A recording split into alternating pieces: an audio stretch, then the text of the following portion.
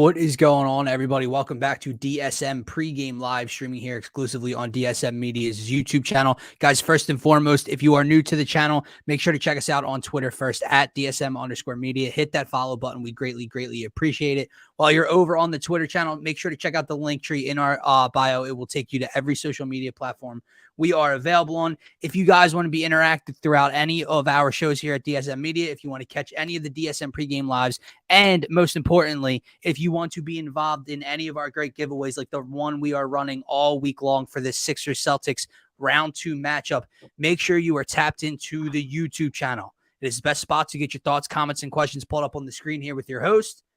And it also gets you entered for a chance to win not one, not two, but one of 3 very nice Fanatics Sixers jerseys here at DSM Media. So if you guys hit that subscribe button, comment your game prediction on any one of the DSM pregame lives throughout this week, you will be entered for a chance to win a Joel Embiid, Tyrese Maxey, or a James Harden Fanatics jersey off of the Fanatics website. Brought to you here by DSM Media. Exactly your choice of which jersey you want, your size. So don't get it twisted. If you are a medium-sized man, it is not an extra large size jersey. We will be letting you choose which jersey you want, Harden, Maxey, or Embiid, and your size. Let's see here. Travers, what's going on, my man? Hunter, of course, as always. Guys, like I said, it is the best spot to get your thoughts, comments, and questions pulled up. But Sixers, Celtics, Game 1, Round 2 preview here, my man. And we didn't get to talk about this series too much this morning on the Faithful Fanatic Show. We had a lot of Eagles to discuss over the draft weekend. The Phillies are hitting their stride. Bryce Harper is officially back tomorrow in LA. So a lot to discuss, but let's get right into it. No Joel Embiid for Game 1. Let's get that out of the way. Does that change your mindset? Does that change your energy level when you head in? Obviously, I'm sure it brings down the energy level a little bit when you're missing the MVP. But, Scotty, what's your confidence level heading into this matchup tonight with no Joel? Man, so I've kind of been going through waves. So, when the first news came out like Saturday that it wasn't going as well as what we thought, wave hit me. I'm in denial mode, right? And I'm just like, no, he's fine. It's just a smoke screen.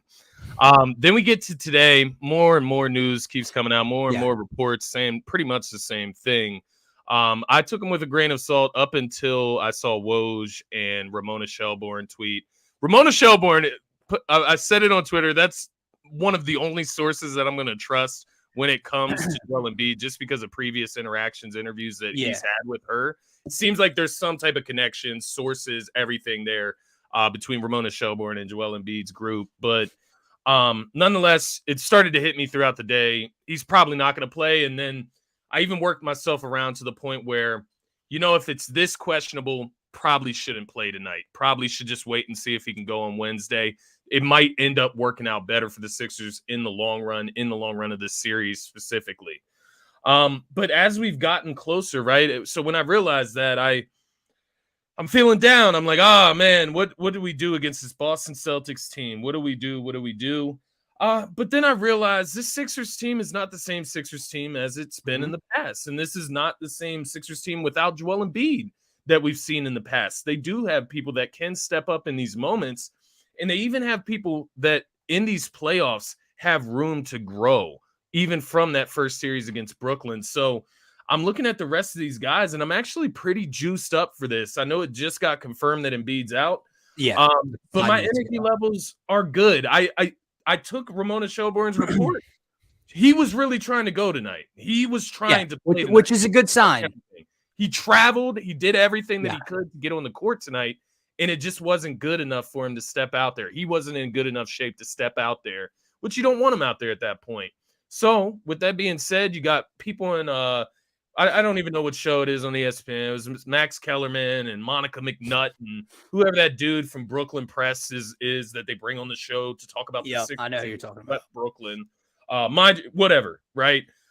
You see them just giggling on national television, talking about the Sixers and Celtics and the possibility of Embiid being out. Fires you up, right, man?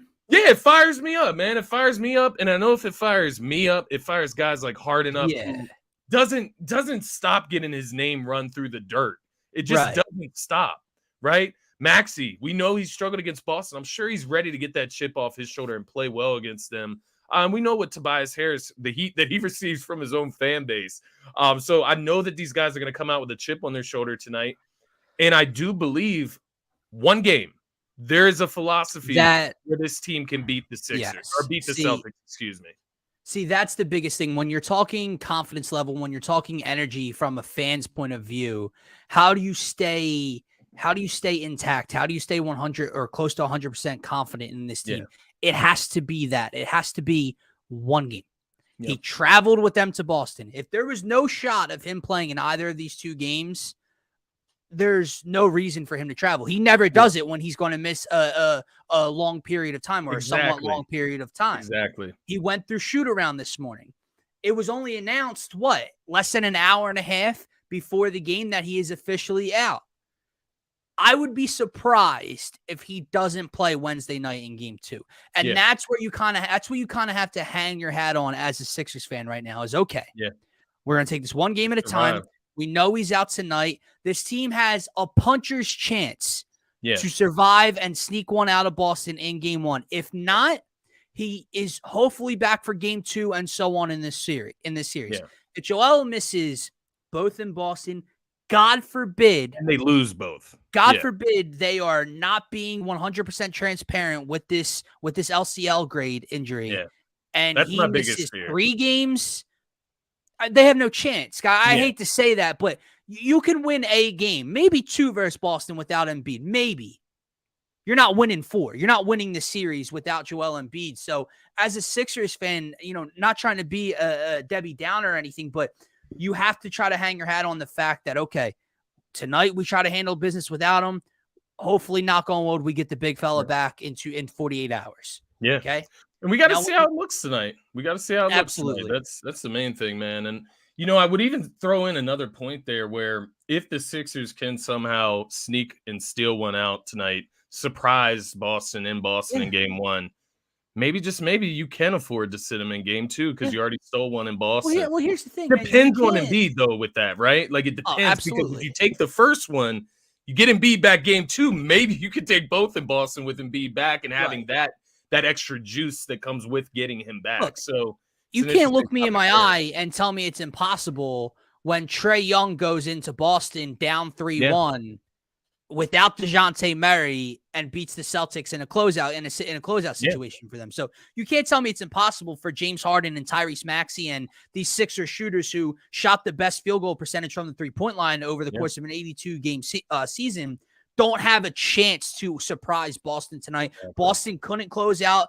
Atlanta early. They had to go 6 games. They're only on a couple days rest now, right? So, we'll see what happens tonight. Guys, if you're just tuning in, as I said in the beginning, take a look here at Travers' comment here. If you guys want to be entered for a chance to win our giveaway that we are running, check us out on Twitter at DSM_media. That's where the graphic is posted on how to enter. But subscribe to the channel, and on any of our pregame shows, including tonight's, comment your game prediction, and you will be entered for a chance to win a James Harden, Tyrese Maxey, or Joel Embiid jersey of your choosing. But, Scotty, with that said, let's get into how the Philadelphia 76ers can sneak away with a win tonight in TD Garden. And it starts here with our keys to victory presented by our friends over at Manscaped. Guys, if you are new to the channel and you do not already know, DSM Media Pregame Live is already proudly brought to you by Manscaped. Use promo code DSM at checkout for 20% off and free shipping. Again, that is promo code, all capital letters, DSM, for 20% off and free shipping at checkout. Scotty, let's take a look at number 1. And I feel like this has been a common theme down the stretch of the season for the 76ers. Win the 3-point battle. Now, we know the Sixers shoot very efficiently and effectively from beyond the 3-point line. But Boston shoots it a ton more. Yeah. When you say win the 3-point battle, are you talking about getting out more attempts? Are you talking about shooting efficiently? Is it a combination of both where maybe you shoot under your season average, but you're going to make 17 and Boston's going to make 16? Like, what do you mean by win the 3-point battle? Yeah, I think there's 2 sides to this key to victory, right? And I think the first one is just simply letting it fly from the offensive end. You got to let it fly from 3 because the Boston Celtics are. And they're going to make a lot of them as well. So you got to match them with threes, excuse me. You don't have Joel Embiid out there that's going to give you 30, 40 tonight. So you have to match them with threes to an extent. So you can win the 3-point battle by first of all, letting it fly, being confident on the offensive end and shooting threes. On the other side of it, you have to defend the 3-point line. You have to defend the perimeter. That's going to be a key here today. When you look at some of these guys that you're going against, Jason Tatum gets a bunch of threes up. Jaylen Brown, all of them, they all shoot threes. I'm not even going to go through their names and what they shoot per game, anything like that. They all shoot threes. This is the highest volume of 3-point shooting as far as a team that you're going to get in the NBA, maybe aside from the Warriors. So just winning the 3-point battle in that sense. Now, the interesting thing here is from the first 2 series for each of these teams. So Philly against Brooklyn, Boston against Atlanta. They both shot 40.6% from the 3-point line. So they shot the exact same percentage from the 3-point line in the first round series. Boston shot 39 3-pointers per game. Philly shot 33 3-pointers per game. Now, mind you, Boston played 6 games. Philly played 4. But nonetheless, the per game numbers, it doesn't matter, right? 39 to 33. So they were getting up about 6 more 3-pointers than the Sixers were per game. Now, we know Brooklyn, this is kind of taking a page out of Brooklyn's book in the way they played the Sixers in a sense. Now, we're not going to be, triple teaming anybody on defense, but on offensive end, same thing, right? Get up as many threes as you can on the offensive end. Turn up the pace, push the pace. We don't need to let them get into the half court sets as much on offense because you don't have Joel Embiid. You can push it tonight. Get it out to Maxey, get it out to Tobias, and let them push.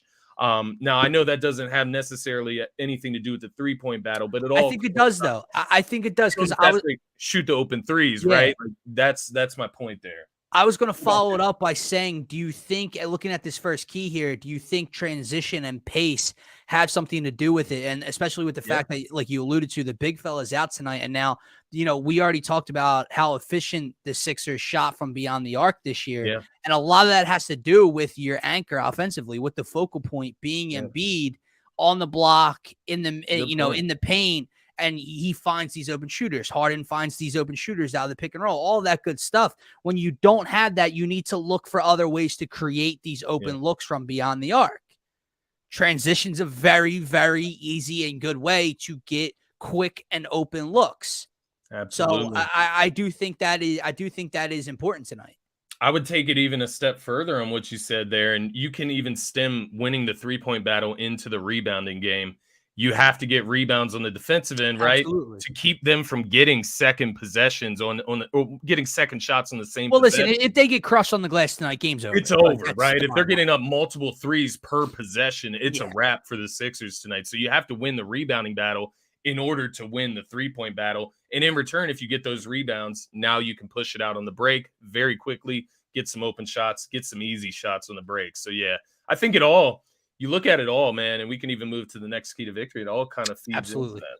Well, just like Casey's point here, got to guard the 3-point line. This series is all about defense and consistent offense. Yeah, I would take that last part a step further, and I would say efficient offense because there's going to be moments tonight. I promise you, whether this game is close, whether it's a blowout one side or the other, there's going to be moments tonight where the Sixers miss a couple open threes.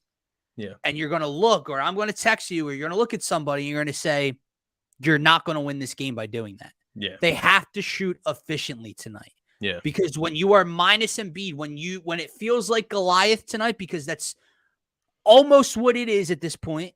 Yeah. You have to be efficient because Boston's not going to miss that many times.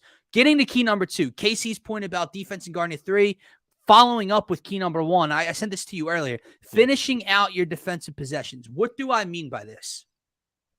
How many times against teams, but against Boston specifically this year, right? Have you watched the Sixers play great team defense in the half court for 20, 21, hell, 22 seconds sometimes? Yeah. But there's an overextension on a rotation somewhere. There's too much help one way or the other crashing in the paint.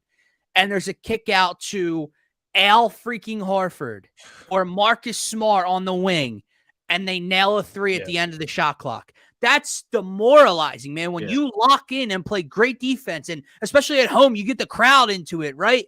and then bang, Al Horford hits a corner three with 2 seconds on the shot clock. Finish out your defensive possessions tonight. Don't overextend. Don't overhelp. Don't over-rotate at the end of this possession. If Marcus Smart or Jason Tatum want to put their head down and put their shoulder into your chest in the lane because they have no other play, let them go one-on-one. If they make a tough shot, they make a tough shot. Don't crash into the paint by the rim and allow that easy kick out to Al Horford or Grant Williams or anybody like that for a last-second shot, because that crushes the energy on the floor. I will say one. Oh, by the way, she's getting muted. 110%. I've already muted. I've blocked her. She gets on my nerves, like beyond like on my nerves. Like she's disgusting. But looking at your point there as well, I think one benefit, if there's any benefits to not having Embiid out there, is that Paul Reed might be able to get out to those shooters a little bit quicker. So that's one benefit. Whereas the negative, right, you might not have you might not have the rim protection, but you might have some quicker feet defensively. Yeah, exactly. You can get out to the corners a little bit quicker than Embiid may be able to, but you obviously won't have that anchor behind you whenever you close out. So that's a big difference. But nonetheless, this is going to be key, man. And D-Melt, we're going to need him even more. PJ, we're going to need it even more. I mean.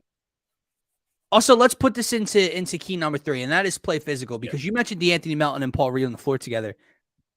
Jalen McDaniels, add him to that equation. And when we talk about finishing out defensive possessions, playing physical, playing with your athleticism and your quickness, those 3 have been kind of a joy to watch in minimal sprints so far in the postseason. It might be a little different when they had to play extra minutes tonight, and maybe it doesn't work out in the Sixers' favor. But I think playing physical and playing with your athleticism with those 3 on the floor is going to be very, very key this series. So when we're talking about physicality, Scotty, expand for the people, because when we mention this, we do not mean taking a page out of the Brooklyn Nets book of physicality, right? Reggie Miller calling it physicality. I mean, you can take a little bit out of it. Right. I mean, taking cheap shots, some dirt. I'm not talking about any of that. You can't afford cheap shots because we'll get called for them. So no cheap shots. But I would say you have to take the fight to Brooklyn.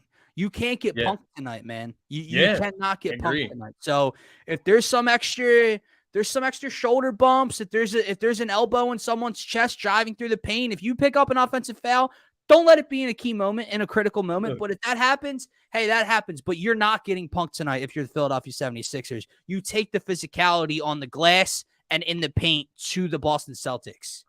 I'm interested to see how the Boston Celtics are going to come out and approach this game offensively, because there's part of me that feels like they're going to try to attack the paint early with Jason Tatum and Jaylen Brown, get them downhill, get them comfortable.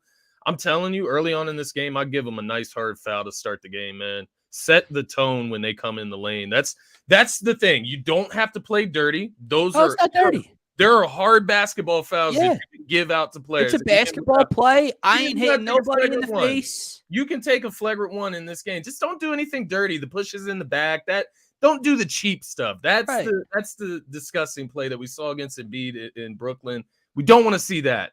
Play physical. You can give a hard foul. You cannot. No, I would say, stay away from the head and neck area. Don't swipe down and smack someone. We don't want to injure anyone. Don't go low when somebody's up in the air. We're not talking about any of that. I'm talking if Boston comes out and then tries to pose their will in front of their home crowd tonight, and anybody, it doesn't have to be Tatum or Brown, or it could be anybody. They get in the paint and they go up strong, body on body. If there's a little, when you're coming back, when you both land, if there's a little extension of the forearm, right? A little shove, right? Hey, I'm here. That's all you're saying. I'm here. Okay. I'm going to be here every time you come in the paint tonight.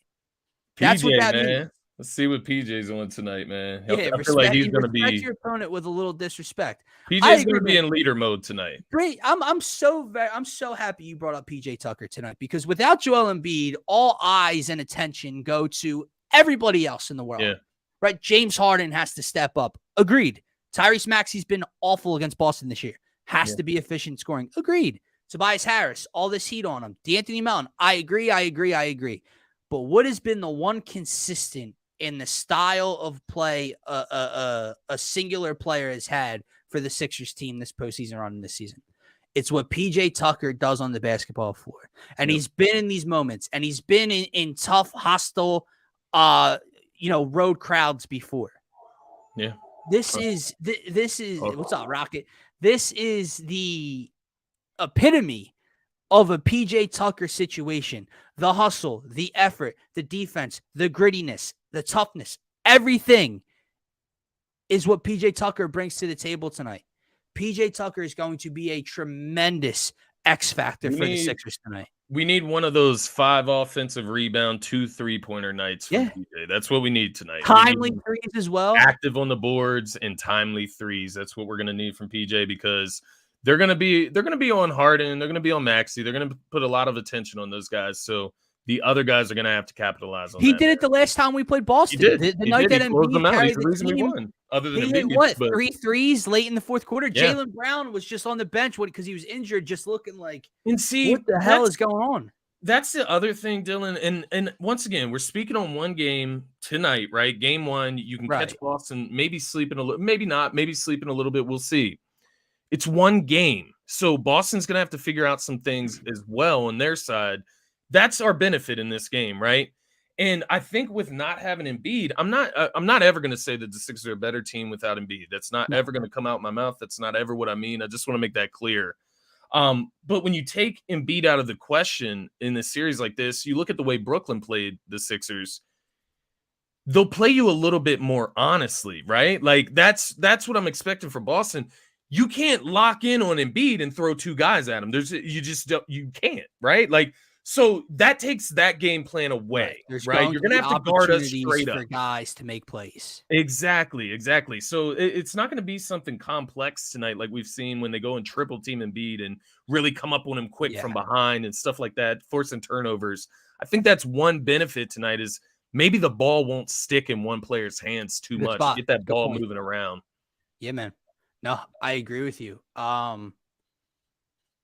Brett chiming in. Thankfully, the Boston coach is one of the few coaches who won't outcoach Doc. Hey, man, Doc Rivers has been fine this season, this postseason. Doc Rivers has not been an issue thus far. It'll be interesting to see what he does tonight, simply because I've seen in the past, I've seen Joel Embiid being out should not equate to guards who haven't played in 8 days getting run tonight. If Shake Milton plays tonight, that's weird. That's going to be weird. Shake Milton didn't play against the Brooklyn Nets until it was garbage time in 1 or 2 of the games. Yeah. So because your center's out, Shake gets running. I've seen Doc do it. I literally texted you about it before. Yeah, I know. So we'll see we'll see what he rolls out tonight, man. Daniel House is a guy who would give some PT I think he's tonight. The guy that gets run tonight. I think he should, rightfully so. You're going his athleticism, his defense, some of his shot making when he's open. Again, good shots, right? Hey. High quality shots, please. The Sixers held Brooklyn to basically 93 points per game in that first round series. I know we're talking about a totally different team in Boston, obviously a different offensive powerhouse, but to be able to hold any team to that in the playoffs is a big accomplishment in my opinion. So you look at Boston, they were giving up 116 points per game to Atlanta. So big, polar opposites when you're looking at matchups here compared to the first round where it's very low scoring affairs, right? Sixers only averaged 104 points per game in that series. So all interesting things to look at tonight. And it's going to be interesting to see how this plays out with no Embiid, man. It's really weird. It is. There's a mystique to it. There's an excitement level about it. It's just, you have to knock on wood and say a little prayer that we don't get our teeth knocked out in night 1. It's cooked for Philly boys. Hey man, listen, if Joel's out for the series, we'll see. But one game, no, it is not. Scotty, we've talked about the what. Yeah. We've talked about the why. Let's talk about the who. Who steps up for the Philadelphia 76ers tonight? Who is your X factor? Who is your standout star if they are to put up a fight and possibly come away with a win in Boston tonight? Yeah, man. I was going back and forth on this one. There's a couple different guys that I could point to, but I think it has to start with Harden. I think Harden has to set the tone. I think that's what all the numbers point to. That's what everything points to. when they've played Boston this season, right? Harden's kind of been leading the way especially when Embiid's not on his game per se. Harden has had some of his biggest games against Boston this season. He's averaging 26 points per game, 9 assists per game, about 5.5 rebounds per game. He's shooting 48% from the field, 43%, 42% from the three-point line. The key statistic against Boston this season, 2 turnovers per game against Boston. That's huge, man. That's huge. He's taking care of the ball against Boston. It's huge when you're going against Jaylen Brown, you're going against Jason Tatum, you're going against Marcus Smart, a bunch of guys that are pretty good defenders. And on top of all of that, over the 4 games that Harden played in this season against Boston, he was a +7 in the plus minus. I know, take it with a grain of salt. A lot of that's with Embiid, whatever the case may be. He was a +7 in this series. Now, I said I was looking at other guys. I was looking at Maxey. I was looking at Tobias. You look at Tobias, he was actually the highest on the team at +15 against Boston, aside from Embiid in the 4 matchups this season. But Harden is the guy for me. I think that's the guy you have to set the tone with. They're going to need help from other guys. I'm not saying that. Other guys are going to have to step up. Yeah, he says his Achilles is fine. It's time, right? It's time. This is better be. Somebody said it on Twitter, and I'm sorry because I can't give him the credit for it, but they said tonight. It actually was Harrison Grimm. I'm going to give him credit because I remember now. He said tonight is the night where Harden and Paul Reed can earn that paycheck this summer. This is the game. You do it beside Embiid, Harden. Is it because Embiid's in the game? No, tonight Embiid is not in the game. You got Paul Reed, who has played backup to Embiid. He's due for a contract this summer. You come in and you get a double-double tonight against the Boston Celtics and play some good defense. You're going to get a nice contract, man. These guys are not only playing for a championship, they're not only playing for Embiid to get to game 2, to get him back and have a chance in this series, but they're playing for themselves as well, man. Mm-hmm. Anthony Melton needs a contract. All of these guys are playing for themselves as well as the team. So I'm interested to see how it plays out, but I think it starts with James Harden, man. Yeah, no, and Brett brings up the playoff Harden talk that the championship ring that eludes him, the shortcomings in the postseason. Listen, man, I know when it comes to X factors, when it comes to standout stars, we like to be different just for conversation's sake. Yeah. And I'm not going to get cute. I'm not going to be different tonight. It is James Harden. That is the bottom line. Does everybody else need to elevate their game 110%? Absolutely. Can we afford a 12-point Tyrese Maxey night like he had struggled with against Boston all year long? Absolutely not. No. They'll get run out of the gym.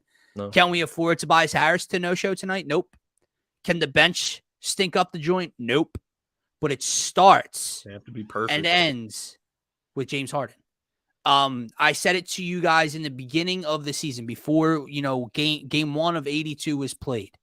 James Harden is going to return to Brooklyn form. James Harden is healthy. James Harden is going to be the motor next to Joel Embiid. Is Joel Embiid going to be the most dominant player on this team? Yes.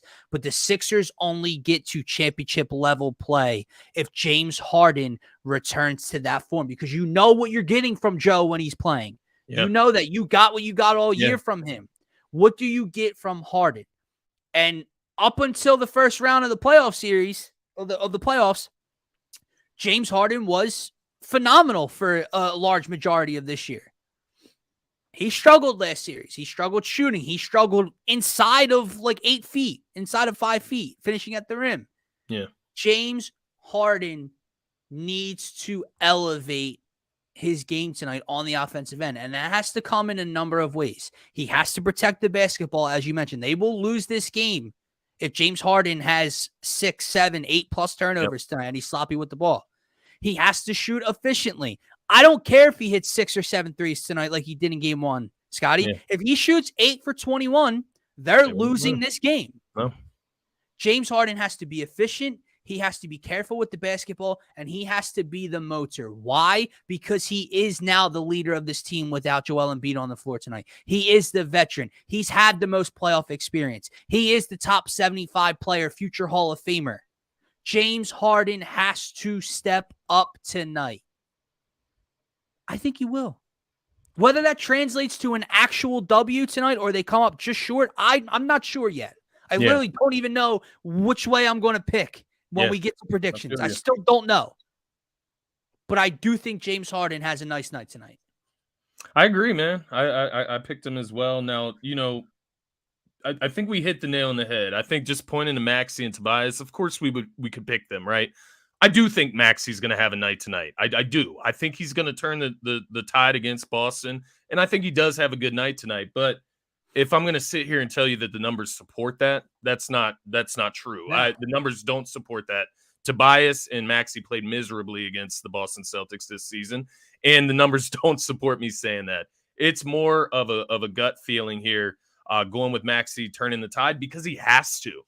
He has to, or the Sixers are going to get embarrassed, and I don't think that they want that in the second round of the playoffs here again this season.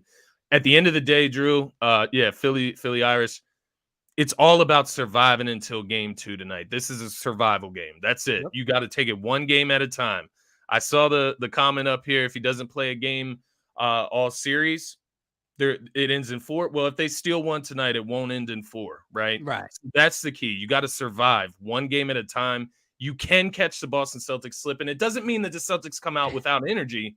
They just might not know how to play this Sixers team because not a lot of teams have played this. Hey, man, after last night, Boston is in shambles. Scotty, I know you're not much of a hockey fan. I see it everywhere, man. One historic collapse, and who knows if we're in for not an actual historic collapse, but another collapse in the city of Boston. This comment's funny, but like it's kind of true. If Harden takes one hold tonight and steps back for a 3, it's not even if he misses it.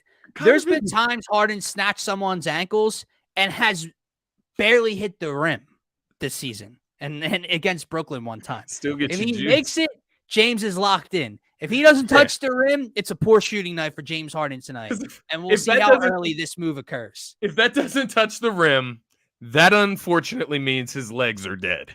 And that's not what we want to see tonight. So I do think Brett is on to something there. And I'm with Philly Irish. They need to take one game in Boston. Tonight's that game, man. Yeah, it's a bullpen game for the That's Sixers. Fair. Listen, man. One last topic, one last talking point before we get to our actual predictions for tonight, guys. Again, like I said, if you're new to the channel, subscribe. Drop your score predictions for tonight's game, and you will be entered for a chance to win one of 3 jerseys between James Harden, Joel Embiid, and Tyrese Maxey in the giveaway we are running. Check us out at DSM_media for more details. But one talking point, I was thinking about this. I was driving earlier, and it kind of hit me. I was listening to Sports Talk Radio, and they were talking about Joel, probably missing tonight. And I just thought, man, if this is it again, if this is the move, different movie, same ending that we're about to watch tonight, or this series, and we're second round exit again. What happens? Because you're at a crossroads. Is James moving on? Is Doc gone? Is Doc getting the Joel injury excuse? What roster changes do you need? How much more? Again, it's not his fault at all, but it's every year. If he misses the first 2 or 3 games of the series, when does that narrative start to change? Yeah. So I was just driving along, and I'm thinking, man, tonight is going to tell us so much. What do you think about that? Where's your head at in terms of just trying to stay in the moment in game 1, but also looking at this big picture? Yeah, it's if we're being honest, it's scary, man, because there's no light at the end of the tunnel that's going to save this team. Embiid and Harden, those are the guys, right? Maxey, Tobias, those are the guys on the team that can save this team. There's nobody coming in with a cape on. And the sad truth is, once you get out of this season, let's say Embiid does miss this whole series by chance, right? What team is going to want that to be the focal point of their team, right? And to the point where they're going to trade another star for Joel Embiid. Right, if he can't play in the second round, he hasn't played. I'm not. Yeah, but if that's the case, what are you getting for Joel Embiid? I've seen people talk about trading him. No, the truth is, the grass is not greener. It's not greener. It's not. He's a top 3 to 5 player in the NBA when it comes to stardom. So, for me, man, we got to see how this really plays out, because Harden, he's really on the fence for me personally. Like, I know he's on the fence of going back to Houston. but I'm on the fence of bringing him back. Like, I need him to show me Yeah. something in the Well, playoffs listen, here. if James Harden decides He's to go good back this to season, man. Houston, if James Harden decides to go back to Houston this offseason, just forget all the smoke he blew about Yeah. wanting to win a championship, and Yeah. that's the final thing missing from his career. Like, hey But man, you don't have to stay in Philly if you don't want to. If you go back to yeah, Houston, I don't care how much you love I agree. the lifestyle and the city and you know family and friends there. I don't care. You're not craving a championship as you spoke on, but like Brett said, Doc gone, Toby. It's going to be nuts, man, because if he misses more than this game, more than this game is it, right? But if he misses more than just tonight in this series, like you are at that excuse again. You Yeah. are at, well, Doc couldn't see it through. James and Joel couldn't see it through to blah, blah, blah. And it's like, when does that start to end, man? I will say a realistic solution, No. if there is a problem. A realistic solution going into next season would be to just not, focus the offense around Embiid.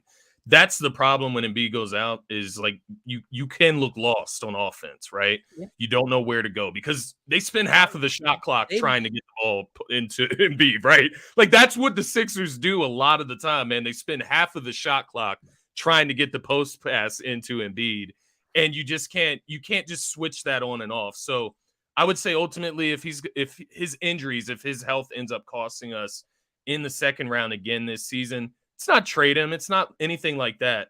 We have to refocus the offense and include other guys more. Mm-hmm. Get Tyrese Maxey more shots. Get if it's Tobias, if you replace Tobias, get him more shots. You got to get other guys involved in the offense more regularly so that when this does ultimately happen in the second round, they know what to do. They still have a game plan. They still have an identity. That would be my solution off the top of my head before we know anything about this series.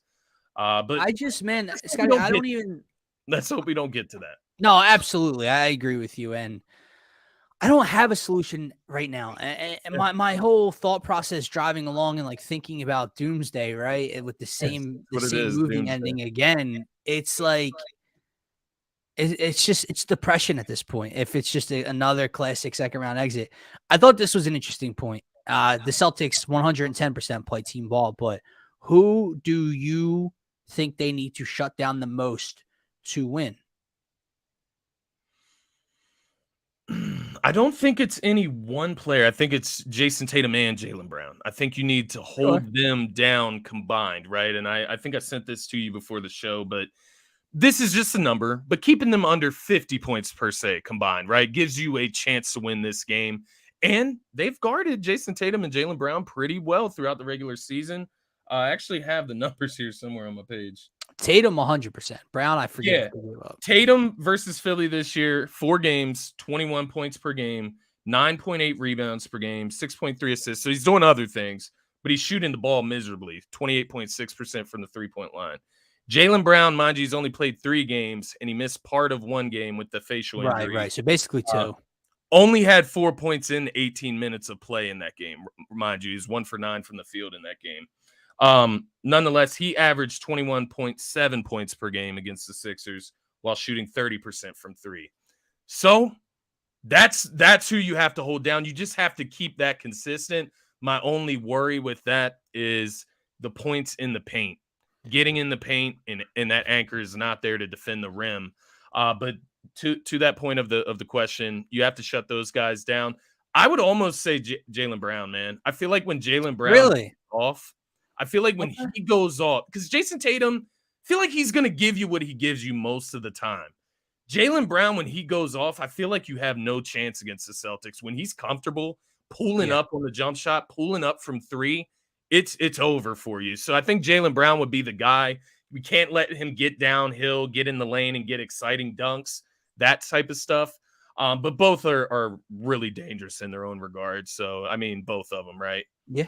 No, I agree with all the comments. I agree with you, man. I think this is a good comment from Brett, kind of to wrap up the negative Joel injury talk. It's just, it's frustrating. It's deflating. It's depressing to think about each and every year how we just see this over and over again. But you do feel bad because even though he is constantly injured every season, even though he's been injured literally every playoff series, he has played through injuries and serious injuries at that as a 7-footer, taking a beating the way he does. Played on a torn meniscus 2 years ago, played with a torn ligament in his thumb and a broken face last year. He's played through a lot, man. And if he needs his teammates to step up for one night, that's what I need them to do tonight. What do you think about this? We didn't touch on Tobias too much. No, tonight. not too much. One of the best players in the first round. It is against Brooklyn, though. Here's the thing. There's a very sneaky word in the middle of this comment. Think and need to play, right? Yeah. How do I need Tobias to play, or how do I think Tobias plays today? He is such an unknown, and I guess from what he was able to accomplish in the first round, he was arguably the best player consistently through 4 games for the 76ers. It's hard to not give him the credit it seems like he deserves. But Boston at the same time and TD Garden tonight, it's a different world. It's a different level to this playoff run. So there's so much unknown and unexpected when it comes to Tobias Harris. I think he plays good. I don't think without Joel, I would listen. I don't think Tobias gets in the 22 range. I think Tobias might finish with like 16, 17 tonight. As long as it's efficient, as long as he's crashing the glass, playing tough defense against Tatum or Brown, that's a good night. If you do get 20-plus point Tobias tonight, I will say that's a major X factor for the Sixers team tonight. If you get that along with Embiid, Harden, and Maxey giving you 20-plus, now something might be cooking. Yeah, I think it's all about energy with Tobias tonight. I don't know if it's really about the numbers that he gets. It's about his energy, his efficiency on the floor, and just the tenacity that he's been playing with against Brooklyn. You mentioned rebounding, getting in there on the boards, getting those easy buckets in the paint. I think that's where Tobias can win tonight, hustling, get on the boards, do what you did against Brooklyn. Brooklyn is a young team, a young, spry, go to the PJ Tucker School of Hustle, man. He was having to guard Mikal Bridges, Cam Johnson, and still go and get these buckets against Brooklyn. So it's not like, oh, he has to guard Jaylen Brown, Jason Tatum tonight. He should lose all his energy, right? He should be able to reciprocate some of that on the offensive end. And with Embiid being out, it gives Tobias his area to work around on offense, right, in the mid-range. So I think Tobias, right, like, he showed great signs in round 1. I want it to be true. I want him to you need tonight. It to be true. That's to that point, I'm going to wear my Tobias jersey tonight. Hopefully that will spark something. I'm just trying to present the vibes game tonight, 4, man. and he went off in game 4. Ted Lasso, believe. That is what we have to operate by as of right now. We have hopes that Embiid will return in game 2. Just believe for one game, man. Yeah. And I think Tobias is part of that tonight. But yeah, it's interesting. We'll keep an eye on that for sure. What do you think about Paul Reed? Somebody said something about Paul Reed up here earlier. Well, it kind of plays into the last comment by Brett as well. Because Paul Reed is definitely a big time question mark tonight in terms of can he stay on the floor and not get into early foul trouble? Because you do that, you're walking a very fine line of maybe needing to go small with PJ and Tobias as your bigs because I've said this before to you. I forget if you and I agreed. I do not want to see Montrezl Harrell. I damn sure don't want to see Dwayne Dedmon. Like I'd rather go small ball. Yeah, I'd have to go Harrell over Dedmon. Dedmon doesn't even cross my mind tonight if I'm Doc Rivers, but I would probably go small. If you start to get torched small, well, then you might have to climb deep into your bench. But I guess, again, it's kind of cross that bridge when you get there. I guess when you talk about if you see Harrell or Dedmon, you'll correct. Paul Reed's going to be off the floor, whether it's foul trouble or not. So does Doc go small tonight, or does he? I think you do against Boston, man. I think that's okay. As long as we would think so. It's Horford in there, right? Like if it's Horford, I'll go small ball. If it's Rob Williams, I'm not going small ball. Yeah, so, I think you would get crushed with lobs and on the glass there from Rob Will. But okay. I've put this off long enough. You've been contemplating. I've been trying to either talk myself into or out of said pick tonight. Let's get to our predictions. I want to let you go first. Persuade me, Scotty. Talk me into taking the 76ers tonight. I'm telling you, this team has played with a chip on its shoulder all season. This is not the same Sixers team that we've seen in the past, and this is their time to prove that. They added PJ Tucker for a reason. They added him for these games. We brought in James Harden for these games. We've seen Tyrese Maxey blossom into a star. It's time for him to show up in these games. Tobias Harris, you get talked down, you get your name drugged through the dirt. It's time to show up tonight. Paul Reed, this is your opportunity to prove you get it out the mud, right? This is against the best team in the East. Selling your $100 hoodies. Right? Arguably the best team in the East all season, right? So Paul Reed, you can go out here and get it out the mud. I just realized what you said with the $100 hoodies, man. Come on. Even Tobias told him to lower the price point. So did he really? He really did. He told him lower the price point so more people will buy it, and then you'll see people with it on. That makes more sense. But Paul Reed was like, nah, $100. So no, but Paul Reed wants that money for real. Come out and ball out tonight. Play smart. That's the key with Paul Reed. It's not about playing physical. It's not about playing with energy. Playing smart for Paul Reed. It's funny. All these guys have different things to get them going, but that's the key for Paul Reed tonight. I'm going with the Sixers win because they got to. They got to. And if they get this win, then we can extend that timetable for Embiid. Maybe if he's not ready to go game 2 fully, we can wait until game 3 when we get back to Philly. You have to go one game at a time, though, and I think the Sixers will do that. If I was them, according to my man, Beard of Knowledge, he said it to me earlier, and I agree. I would be playing that Monica McNutt, Max Kellerman video nonstop up until this game starts, just to get these guys in the right mindset. If Boston comes out and they're lights out tonight, then it is what it is. You don't have your MVP, right? Give me all the bulletin board But material. I think the Sixers come out tonight. They play hardcore defense. They play with maximum effort. They play like this is a game 7 tonight. And I think the Sixers come away with the dub. They're going to keep it lower scoring tonight. I'm going to go with the 106-103 victory. It's going to be tight. But I'm going with the Sixers tonight, man. You got to believe. I get it, Dylan, if you don't want to pick it. I know it's a homer pick. I know that the world is looking at me and they're saying, don't pick the Sixers if you're a real NBA content creator, right? I don't give a fuck. I'm picking the Sixers tonight because I believe in this team, man. And that's where I'm at. I believe in this team. I believe in Harden. I believe these guys can step up. And I think something with Maxey, I can't put my money on it tonight. I can't put my money on Maxey tonight. But I do have this real feeling in my gut that my man is about to blossom tonight and in the rest of this series. And hopefully, Embiid can get back by game 2, man. You believe in this team. We talk about leashes a lot with Doc Rivers. We talk about leashes when it comes to Rob Thompson and pitchers and how long of a leash do you give people? The Sixers leash, minus Joel Embiid, right? If Joel Embiid is going to miss more time, whatever. Minus Joel Embiid, the Sixers leash is 1 game. So I'm going to give you 1 game. I'm going to give you 1 game as a vote of confidence, as a vote of faith, because you and I have come on here since January, hell, late December, and told everybody that watched and everybody that tuned in that this team is different, that this team is better than they have been in the past. I want to give you 1 game to continue to show me why you're different. Joel Embiid or no Joel Embiid, the others have to show me why you are different tonight. And I'm going to say through the 48 and a half minutes that we've been talking about this game,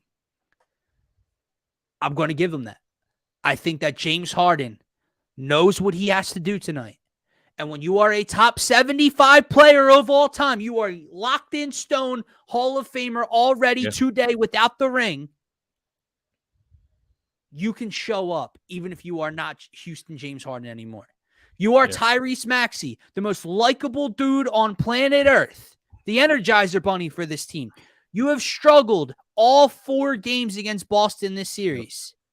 Show me tonight. You are Tobias Harris. You are 1 series away from being shipped out of Philly with a 1-year expiring contract left. Show me why tonight. They will. Okay? They will. You went low scoring. I'm going to go a notch below because you said you were going low scoring. You said 106, 103. I think that might be a little high scoring. I think you get in the 90s tonight. Okay? Yeah. Old school fashion low scoring, That's defensive, the way to hard win for fought, the Sixers, physical for sure. basketball game. Take the fight to Brooklyn. Take the fight to Boston. Excuse me. We were so ready for Boston in the Brooklyn series. Yeah. Take the fight to Boston tonight, and the 76ers will come away with a 98-94 victory.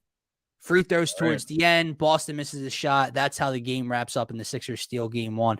Oddly enough, if I'm being honest with you, if they somehow steal game one tonight, like we're predicting, they will lose game two, even if Joel Embiid comes back. Oh, like absolutely. they're just not going back to Philly 2-0, so it's absolutely. We'll see. But I'm going to give them a one-game leash without Joel Embiid on the floor to continue to show me why I should be confident and to show me why this team is different than years past. Okay? Yeah. If Joel comes back in game two, that leash is evaporated. They have the long leash then, but you get my point. Guys, that is going to wrap up this edition of DSM Pregame Live. Round one, game two, Sixers, Celtics, or round two, game one, excuse me, here on DSM Media's YouTube channel, as always. Long show. If you guys are new to the channel, make sure to check us out first and foremost at DSM_media on Twitter.